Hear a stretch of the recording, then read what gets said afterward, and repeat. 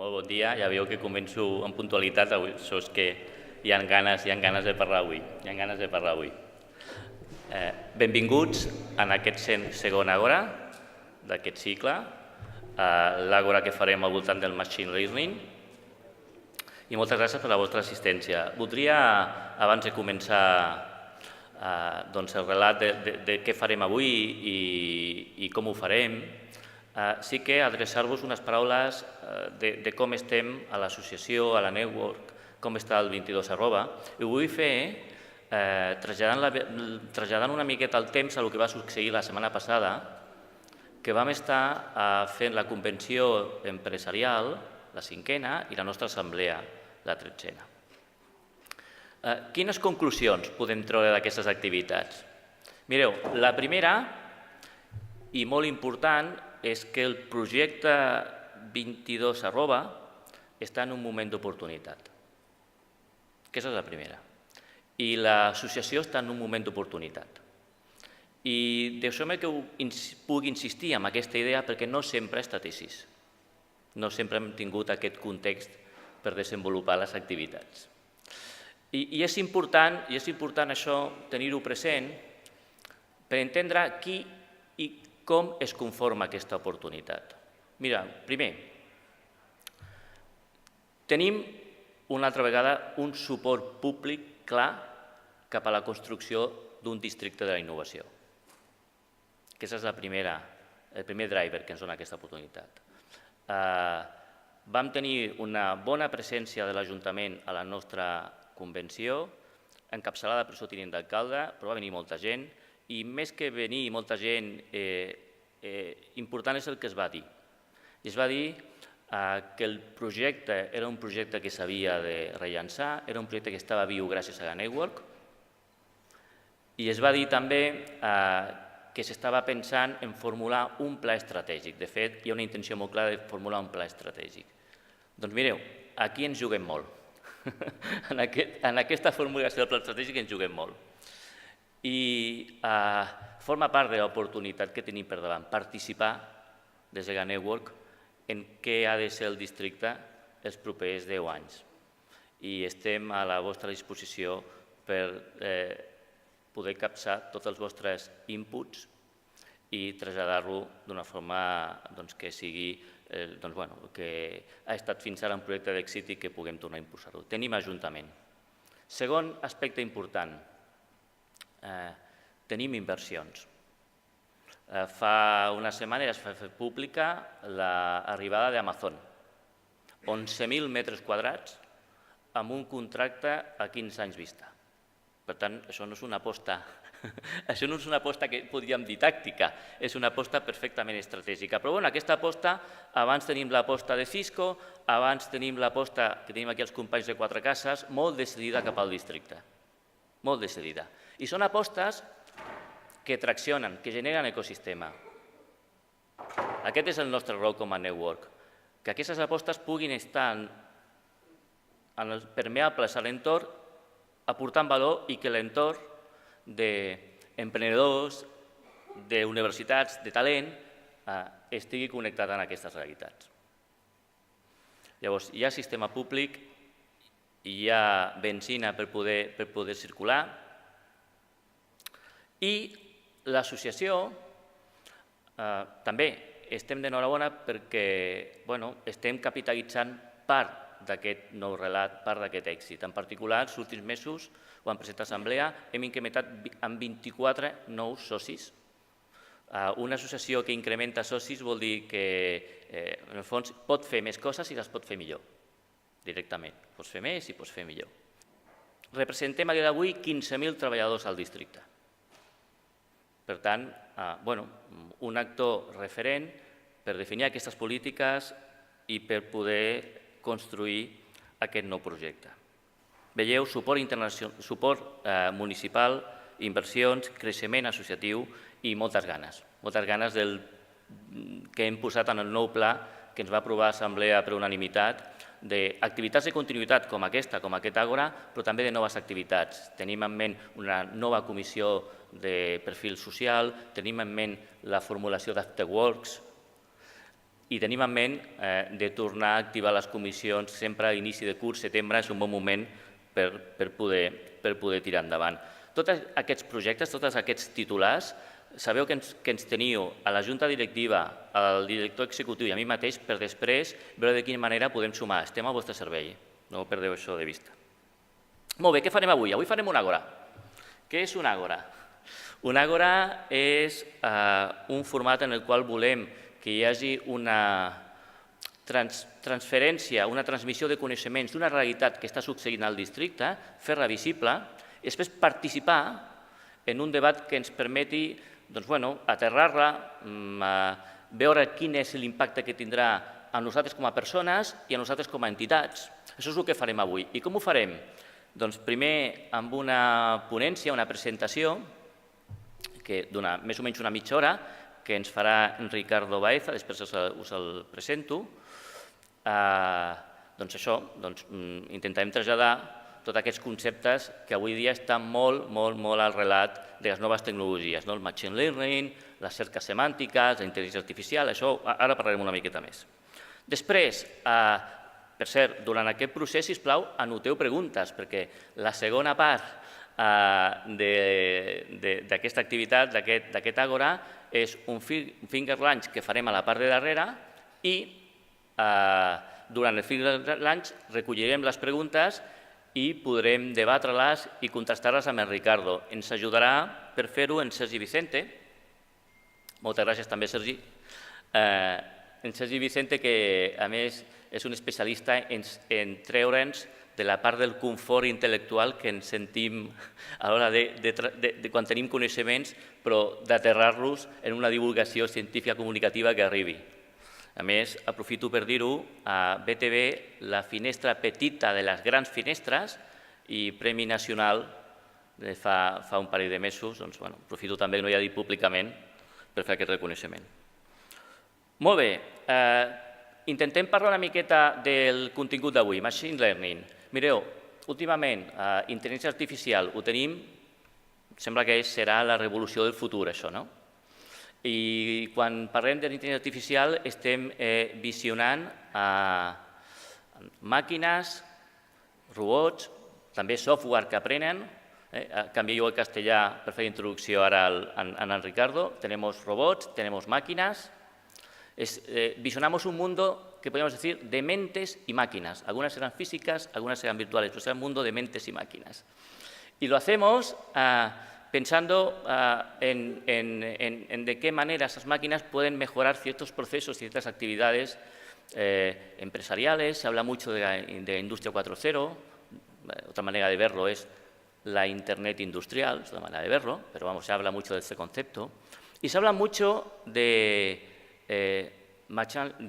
robots que aprenden, de machine learning. Y es curioso, porque si hacemos una cierta referencia al contenido del machine learning, vemos que hay, hay redes neuronales, que son unas tecnologías que te permiten hacer entornos de aprendizaje, hacer que máquinas aprendan y que con ese aprendizaje puedan dar respuestas. Por ejemplo, aprenden una serie temporal y son capaces de predecir un futuro. Bueno, pues eso está inventado. Y de hecho, no hay compañía que no trabaje con esas tecnologías en múltiples aplicaciones. También está inventado el clustering no supervisado, los proyectos donde dices, oye, datos, autoorganízate, ¿no? y salen ciertos elementos que son anómalos. Y decimos, aquí hay un fraude, aquí hay un posible operativa anómala. Eso también está inventado. Entonces, ¿qué está pasando ahora? ¿Por qué hablamos tanto de inteligencia artificial? Porque hablamos de datos. Lo que ha cambiado, todo esto hace 30 años que está en la ciencia y 20 años que está en el mercado. Lo que ha cambiado es nuestra posibilidad hoy de trabajar con grandes cantidades de datos en tiempo real. Y estos procesos, que ya aportaban valor de por sí, ahora aportan muchísimo más valor, tanto que la aplicación se está generalizando.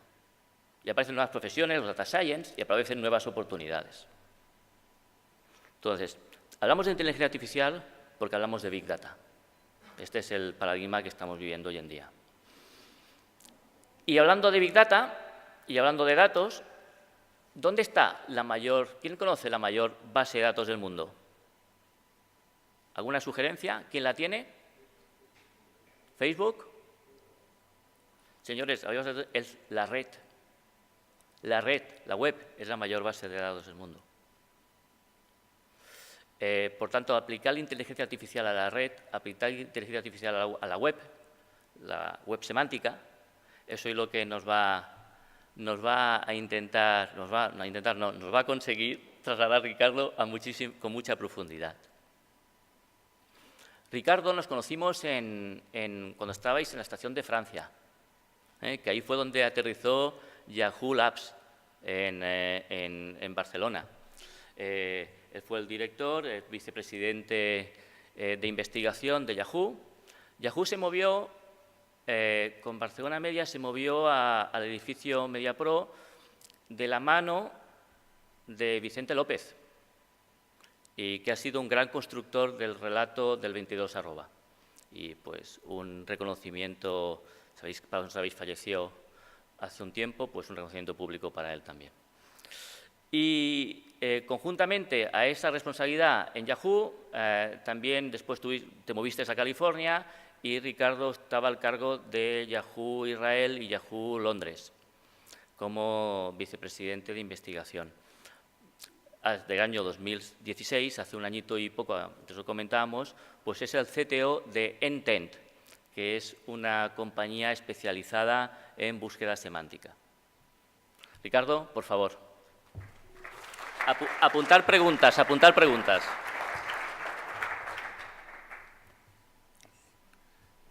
Gracias, Xavier, por la invitación. Pueden hacer preguntas en catalán. Entiendo todo el catalán, pero no hablo nada. Es muy raro.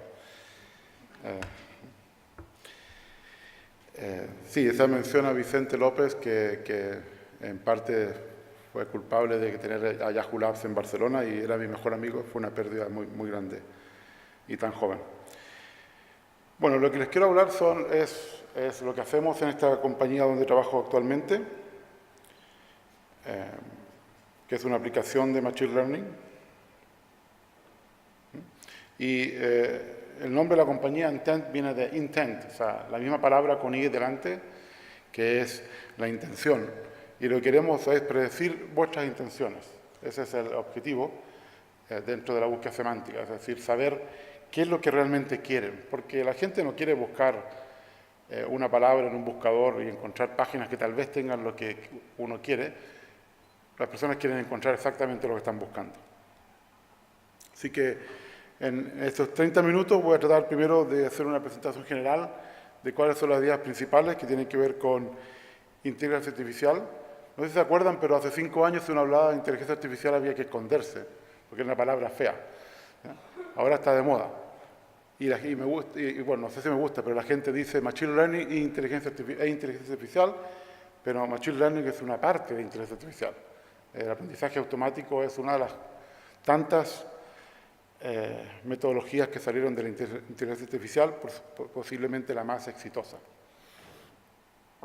Luego les voy a dar un resumen de lo que estamos haciendo en Intent y luego les quiero hablar sobre 3 partes de lo que necesitamos para hacer esa predicción, que es cómo representar conocimiento, cómo ingerir contenido, por ejemplo, de la web o de otras fuentes de datos, y luego la parte más interesante que es cómo manejamos la consulta del usuario para llegar a entender qué es lo que uno quiere. Así que algunos conceptos básicos. El primero es aprendizaje automático, Machine Learning. Como decía, esto viene de la inteligencia artificial. Y hay muchos tipos, hasta no supervisado, semisupervisado, supervisado, pero lo que más se conoce y lo que la gente entiende es supervisado. Pueden ver ahí un ejemplo de cómo funciona. Y básicamente tiene 2 partes. La parte de arriba, que es la parte de entrenamiento, donde hay anotaciones, etiquetas, que ayudan a aprender. Por ejemplo, aparece la foto de un perro y alguna persona dijo que eso era un perro, entonces uno aprende que eso es un perro. Ahora, hoy en día eso se hace muy bien. Es decir, hay un algoritmo que muy fácilmente puede aprender a reconocer todos los animales. Pero algo muy importante es que lo que cambia es la representación. O sea, pasa de una imagen de un perro a la palabra perro, pero la verdad que el algoritmo todavía no entiende lo que es un perro. Así que lo de inteligencia es entre comillas, porque lo que hicimos fue cambiar el lenguaje realmente, pero todavía no entendemos qué significa un perro. Por ejemplo, entender un perro significa que si lo ves de frente y lo ves de lado, puedes abstraer suficientemente para reconocer que es el mismo animal. Si se acuerdan del famoso cuento de Borges, de Funes el Memorioso, como no podía abstraer, no podía reconocer un perro que era el mismo perro de frente o de lado. Eso es muy interesante porque no solamente aprendemos, sino que también sabemos olvidar. Y eso es algo que es más difícil. Ahora, los datos de entrenamiento, muy importantes, pueden ser anotados por personas, que es lo más simple cuando el conjunto es pequeño, eso es caro. Y lo más interesante que ocurre ahora, que pueden ser implícitos, que puede ser lo que hacemos. Por ejemplo, si tomo todos los clics de un día en cualquiera de las compañías de Internet grandes, esos son cientos de millones de clics. Y con esos datos puedo, por ejemplo, predecir si una persona va a hacer clic en una publicidad o no. Recuerden que gracias a la publicidad que hay en Internet tenemos todos los servicios gratis. Así que tienen que hacer clic alguna vez. Si no, todos perdemos, ¿no? Sobre todo nosotros que no hacemos nunca clic en publicidad. Pero gracias a eso todo es gratis. Imagínense que haya que pagar por búsqueda o por correo electrónico. Ahora, ¿qué es lo que ha hecho diferencia? Porque tal como decía Xavier, esto existe hace 30 años. Redes neuronales existen hace mucho tiempo. ¿Qué es lo que realmente cambió? Una cosa que la dijo Xavier. Muchos datos. La posibilidad de tener estos datos de cientos de millones de personas usando un sistema. 1 millón de personas usando un sistema, y es suficiente. Lo que ha cambiado también es que hay mucho más procesamiento, capacidad de procesamiento. Es decir, podemos tener centros de datos con miles de GPUs muy rápidos que permiten entrenar a estas redes neuronales, que ahora no se llaman redes neuronales, se llaman deep learning. Es más elegante, pero es lo mismo. Antes se podían entrenar de un nivel, ahora se pueden entrenar de 4 o 5 niveles. Esa es la diferencia. El deep es eso, 4 o 5, no es tan profundo tampoco. Son 4 o 5 niveles. Pero hace una diferencia porque permite hacer una cantidad de inferencias mucho mayor que con un solo nivel. Básicamente aumentamos la no linealidad del sistema. Y que eso es lo importante, eso es lo que ha cambiado. Es decir, por fin podemos usar una tecnología que antes estaba disponible, pero que era muy cara desde el punto de vista de desempeño. Ahora, luego que uno aprende y tiene un modelo predictivo, uno toma un dato nuevo, el que está a la izquierda, crea de nuevo la caracterización que uno quiera de ese dato y hay que cruzar los dedos para que lo que aprendimos funcione con este dato nuevo. Si este dato es un caso anómalo, puede que no funcione. Es decir, todos nosotros aprendemos mucho hasta que llegamos a un momento donde está una situación nueva, donde todo lo que aprendimos no sirve para nada. ¿No? Y eso también le ocurre a los algoritmos. Por supuesto, mientras más datos, más difícil es encontrar un caso que no va a resolver bien. Otra cosa que ha cambiado con Deep Learning es que en realidad no son necesarios estos atributos, estas características, se llaman en inglés features, sino que podemos tomar la secuencia de datos como una característica infinita y aprovechar eso para entender el contexto. Y al final lo importante es entender el contexto y no tratar de ver qué cosa es importante en el contexto, porque muchas veces no sabemos qué es lo que es importante. Y para darle un ejemplo, este es un trabajo que publicamos comienzo del 2015, de hecho fue el trabajo que ganó el premio al mejor trabajo técnico de Yahoo del año 2014. Esto lo hicimos con un estudiante que estuvo este día de doctorado aquí en Barcelona, con Fabrizio Silvestri, otro investigador de Barcelona que ahora está en Facebook en Londres, y con Beverly Harrison, que trabajaba en California y ahora está en Seattle, en Microsoft. Así que toda esta gente muy buena está en alguna parte. Y el estudiante de doctorado está en Baidu, supongo que lo saben, es el buscador más importante de China. Él era de Hong Kong y ahora debe estar en Pekín. Bueno, ¿qué es lo que tratamos de hacer aquí? Es saber cuál es la siguiente app que ustedes van a abrir en el móvil. Y podemos usar todas las cosas que miden los sensores del móvil. Y las usamos todas. Y pueden pensar que estas líneas de atributos, la parte básica son todos los sensores del móvil, que son valores, y la parte interesante, que es lo que se llama una representación distribuida, es la secuencia de cosas que ustedes hacen en el móvil, ¿no? Y no tiene que ver con la hora, no tiene que ver con quiénes son, no tiene que ver con dónde están, no tiene que ver con qué móvil están usando, tiene que ver con todo eso, junto. Pero cada uno por sí solo no funciona. Y aquí hay un ejemplo de la capacidad de predicción usando distintas técnicas de aprendizaje automático, desde algo muy clásico que es con Naive Bayes, Support Vector Machines, árboles, la versión de Deep Learning que usamos en ese momento, redes neuronales, que es la cuarta, y la quinta era una regresión. Support Vector Machines, regresión, son mecanismos lineales, no conseguían aprender la dificultad de lo que uno hace en el móvil. Sin embargo, el mejor de los tres que sí conseguían, porque son no lineales, fue Deep Learning, y esa barra verde que se ve ahí es el 91%. Así que eso significa que de cada 10 veces que ustedes usan el móvil, 9 de esas yo puedo predecir cuál va a ser la siguiente app. Y eso tiene muchas aplicaciones, sobre todo para el sistema operativo y para otras. Por ejemplo, si voy a saber qué van a abrir, mejor se los muestro inmediatamente, ¿no? Si sé que quieren ver la hora, les digo la hora. O si sé que quieren ver la temperatura, les digo la temperatura. Si sé que van a usar un juego que tarda mucho en cargarse, lo cargo, etc. Tiene muchas aplicaciones. Bueno, este es un ejemplo. Y el ejemplo es interesante porque quiero que vean que la técnica hace una diferencia. Bueno, ¿qué es Intent? Intent es una compañía que está creando tecnología de búsqueda semántica. La casa matriz está en Nueva York, es que la parte comercial, sobre todo en la parte de temas de publicidad en Internet. La ingeniería se hace en Carlsbad, al norte, media hora al norte de San Diego.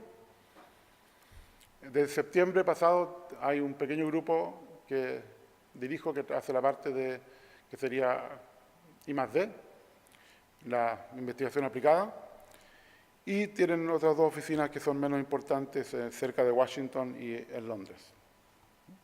Ahora, ¿qué es lo que hacemos? Bueno, lo que hacemos es tratar de predecir lo que quieren lograr con su búsqueda. Para eso necesitamos conocimiento, que es lo de la derecha, o sea, necesitamos tener una representación del mundo y también necesitamos tener una máquina que permita extraer la semántica, digamos, calzando el conocimiento con lo que ustedes nos dan. Ahora, aquí un ejemplo completo de cómo funciona el sistema, la idea. Por ejemplo, ahí está la persona que está en rojo. La persona tiene un contexto, el contexto puede ser el tiempo, el lugar, el dispositivo, las consultas anteriores, qué páginas ha visto, etc. Y, por ejemplo, pregunta la consulta Bond, que lamentablemente en inglés es una consulta polisémica, y mucha gente cree que ya el buscador es tan bueno que puede adivinar qué variante de Bond quiere uno encontrar. Bueno, lo primero es que una primera versión de Machine Learning es, por ejemplo, si está comenzando a tipear Bond, tratar de completar lo que esa persona quiere. Por ejemplo, si es B, seguramente va a ser Bing, si es BO, tal vez va a ser Boston, y así predecir la mejor consulta para que no tenga que escribirla. Después hay que hacer una corrección de ortografía, se hace un análisis semántico, voy a hablar de cómo se hace eso. Se sugieren otras consultas semánticamente relacionadas. Por ejemplo, aquí hay una que tiene que ver con inversiones, otra que tiene que ver con James Bond, por ejemplo, puede ser un enlace químico o puede ser una banda musical. Y estos conceptos del análisis semántico entran junto con el contexto que estaba aquí, que es muy importante, el contexto es la mitad del problema, en un análisis de intención, y otra vez aprendizaje automático va a generar esta interpretación que dice, por ejemplo, seguramente con 70% del tiempo esto va a ser una información, pero podría ser una transacción, y en el caso de información puede ser una película, puede ser una definición, puede ser música, En el caso de una transacción puede ser algo financiero, puede ser una película, quiere comprar una entrada, puede ser música, quiere comprar un CD, etc. Y esto entra a otro paso más que tiene aprendizaje automático, que es el que hace el orden de las intenciones, porque una cosa es entender la semántica, otra cosa es en este contexto qué es lo más adecuado. Y, por ejemplo, genera que el orden de la respuesta deberá ser estos. La primera respuesta es la persona está tratando de ir al cine. Quiere ver una película de James Bond por internet o en el cine. Y, por ejemplo, la respuesta va a ser de un experto, les voy a explicar eso. Un experto tiene sus propios datos sobre cine, por ejemplo, conoce todos los cines del mundo y le dice, mira, la película más cercana a James Bond, a donde estás tú, es este lugar. Y lo puedes comprar. Te dice dónde. O si no, puedes decir algunas películas que están disponibles en Internet. Estas son las más famosas, por ejemplo, Casino Royale, etc. O puedes decir en realidad lo que quieres es una noticia sobre finanzas que tenga que ver con este tipo de instrumento. Y, por ejemplo, va a un experto que tiene todas las noticias financieras y las respuestas son noticias financieras. O dice que es música, aquí pueden ver toda la música tiene que relación con Bond, tanto la película como un grupo musical. Y finalmente la parte de definición, que puede ser, por ejemplo, ya sea financiera, química, el papel, su antiguo papel, o puede ser la famosa calle Bond de Londres. Estas son 4 respuestas que van a ir en orden en el móvil, donde la más probable es la primera, y la siguiente la menos probable, etc. Y todas esas son intenciones válidas, pero están ordenadas de la más probable a la menos probable. Y si ninguna les gusta, podemos poner resultados de la web al final, por si acaso nos equivocamos. Eso puede ocurrir. Ahora, esto cuando uno quiere hacerlo masivamente tiene que poder escalar. Así que, por ejemplo, esto podría ser un sistema de búsqueda. Por ejemplo, tenemos varios servidores de búsqueda. El primer problema que hay que resolver es que tenemos más datos, así que entonces eso significa que tenemos que tener más copias de los servidores de búsqueda, donde cada servidor almacena parte del índice.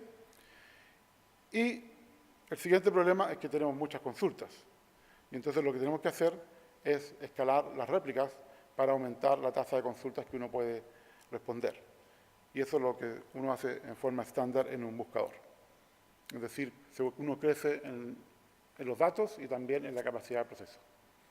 Big Data y Processing Power. Okay. Entonces ahora voy a hablar muy rápidamente de los 3 pedazos que uno tiene que manejar muy bien para poder hacer esto que estoy hablando. ¿Alguien me podría traer un poco de agua, por favor? Recomendación, no tomar cava antes de dar una charla. No. Bueno, la primera parte son los recursos de conocimiento. Y eso tenemos 4 partes. Uno es una ontología, que supongo que saben lo que es una ontología. Otro es un onomástico. Un onomástico tiene que, ya les voy a explicar qué significa, pero tiene que ver con lo que ustedes piensan que es onomástico. El léxico es como el vocabulario. Y finalmente muchas reglas lingüísticas. Esta parte es más asociada a lo que sería el tratamiento clásico del lenguaje. Ahora, la ontología, muy importante, es independiente del lenguaje. Es decir, los conceptos están relacionados de la misma manera en todos los lenguajes, en todos los idiomas, así que esto es completamente independiente. Actualmente lo que les mostré lo tenemos funcionando en inglés, turco y ruso, y funciona igual. Por supuesto, mientras más grande la ontología y más grande el léxico en un lenguaje, mejor se puede hacer en ese lenguaje. Entonces, a veces el léxico es independiente del lenguaje, pero muchas veces no lo es, porque hay cosas que se dicen distinto.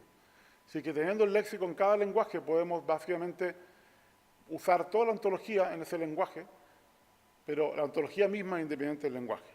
Cosas como, por ejemplo, un cheetah en inglés, que va a ser un guepardo en castellano, o otros, ahí está en ruso y en chino, etc. Luego lo onomástico también es generalmente independiente del lenguaje, pero tiene que ver con con la actualidad, cómo la gente usa las cosas. Por ejemplo, ¿se dice Lady Gaga en todos los idiomas o no? Les doy un ejemplo, va a venir, que puede depender de la cultura, que una forma de decir las cosas significa una cosa, por ejemplo, aquí en Cataluña, y si lo dicen en Chile significa otra distinta, así que tengan cuidado. Luego tenemos reglas lingüísticas, y ahí usamos mucho de la web semántica, ¿no? Por ejemplo, cosas como Sparkle, RDF, etc. Y tenemos ya sea casos, representaciones semánticas y cosas un poco más complicadas que básicamente describen conocimiento.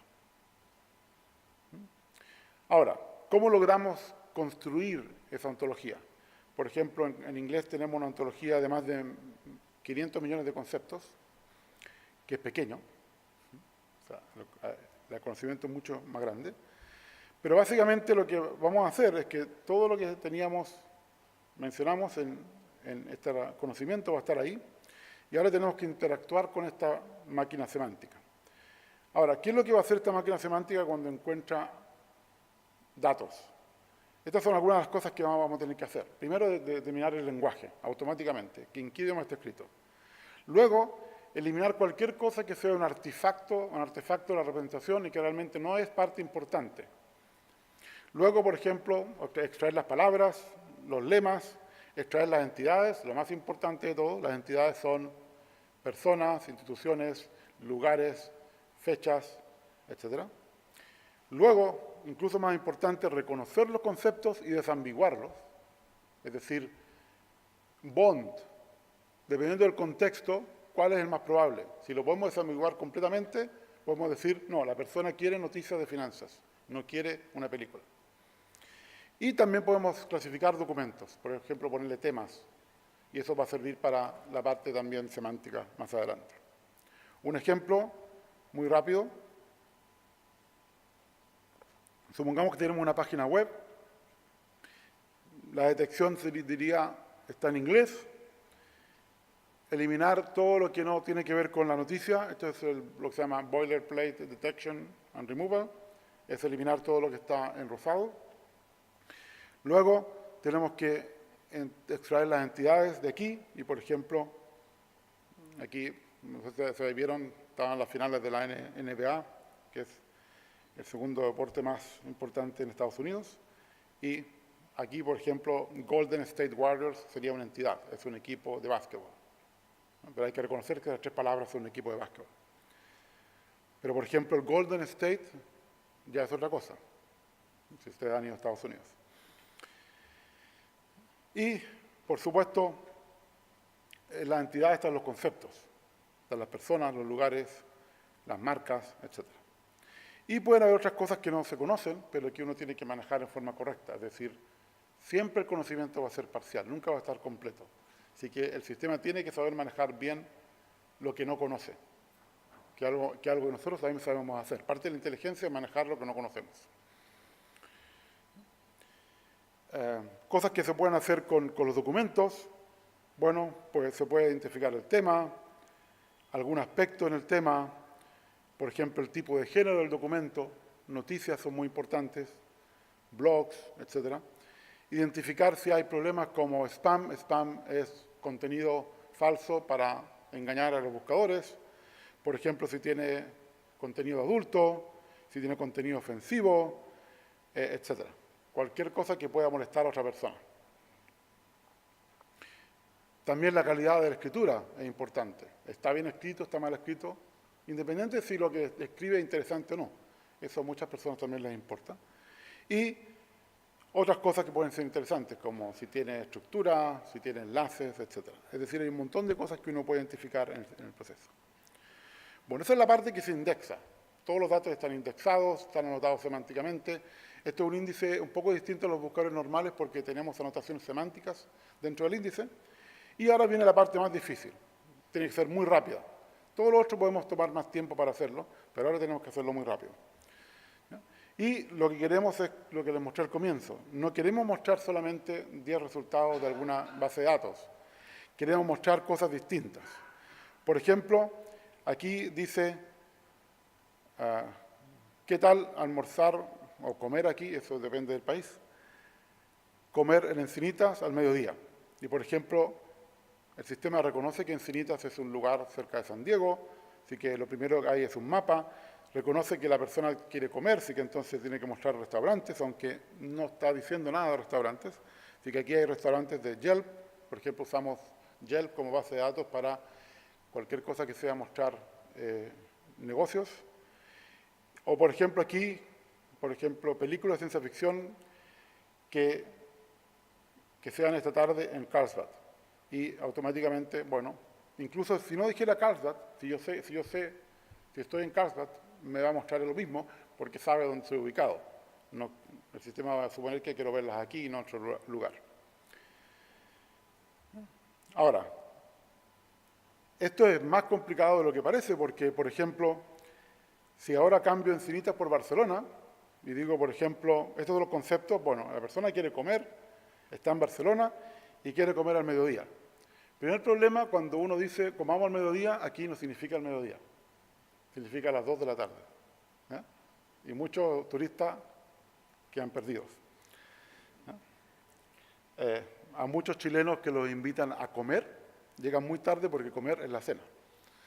Así que, y a un chileno díganle almorzar, porque si no ha vivido aquí, va a llegar tarde y después ustedes no van a saber qué hacer. Ahora, ¿por qué esto no es suficiente?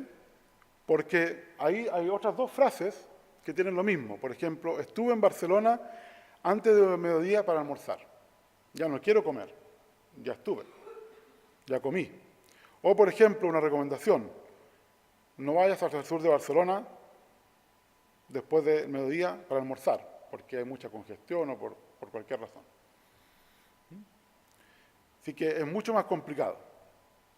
Y ahí usamos cosas un poco más complicadas que tienen que ver con esto que se llaman representaciones semánticas, y tenemos que entender la frase completa, y este es un ejemplo completo.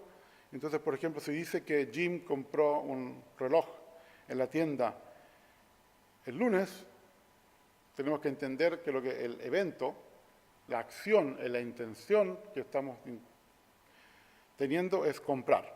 Y pueden haber muchas formas de describirlo, pero, por ejemplo, ahí hay tres. ¿Cuál es el sujeto? El sujeto es una persona, la persona a la que quiere comprar o compró. ¿Cuál es el objeto físico? Este va a ser el reloj. ¿Cuál es el lugar? Aquí no está el lugar en esta frase. Pero si sabemos en qué lugar estuvo gracias al móvil el lunes, puedo decir, lo compró en Nueva York, porque el lunes estaba en Nueva York. Así que puedo inferir eso, pero ya tengo que saber más información. Y me gustaría saber, por ejemplo, la fecha exacta. Ya sé que es lunes, pero podría inferir más. Podría ver a qué hora el lunes estuvo cerca de algún negocio de relojes y decir, mira, como al mediodía compró el reloj. Y esto ya es una interpretación semántica, podemos conseguir entonces respuestas más interesantes. Ahora, lo que uno quiere es poder interpretar esto y entonces llamar a un experto que tiene los datos adecuados a la interpretación. Y estas son las distintas respuestas que ustedes van a ver en el móvil. Nosotros estamos trabajando con búsqueda local, búsqueda vertical, que es, sabemos muy bien el idioma, sabemos muy bien el lugar, sabemos muy bien el tipo de persona, etc., el país, y podemos entonces dar una mejor respuesta que otros buscadores. Y aquí un ejemplo más completo, donde pueden ver la interpretación semántica a la izquierda. Por ejemplo, tenemos las tendencias. Si la película más popular de ciencia ficción es Interstellar, podemos usar esa información. Por ejemplo, sabemos dónde va el cine antes. Bueno, estos son los lugares que tenemos que preferir de decirle dónde podría ir al cine. Y sabemos la localización del dispositivo, así que sabemos a la persona, a menos que le hayan robado el móvil o le haya pasado otra cosa, es eso. Y aquí hay posibles expertos, acá abajo. Por ejemplo, están películas, están deportes, están Yelp, están material de la web, recetas, muchos tipos de bases de datos y algunas que no tienen nada que ver con la intención, así que se eliminan inmediatamente y podemos ir haciendo todos estos pasos y elegir, por ejemplo, cuáles son los expertos adecuados. Así que las preguntas creo que son para después. Gracias.